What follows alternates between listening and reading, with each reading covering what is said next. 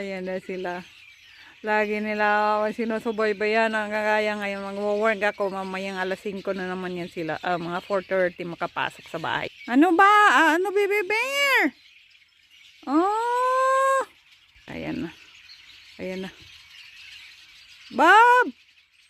Ginaw ikaw, Bob? Hahaha. Ano, Bob? Ano, Soy? Ginaw ikaw, Soy, Soy? Ayan ang aking Soy, Soy eh. Mataba na si Soy, Soy eh. Tunawin mo muna yung taba mo, Soy. Si Mami naman ang babantay sa akin eh. Oh, baby bear, nilalamig na ikaw? Ay, nako, ang taba-taba nyo na eh. Kaya dito lang kayo sa labas. O, hanap kayo ng makublian ninyo. Ayan na yung update sa aking mga muning. Gusto nang pumasok. Diyos kong kamay kong lamig-lamig.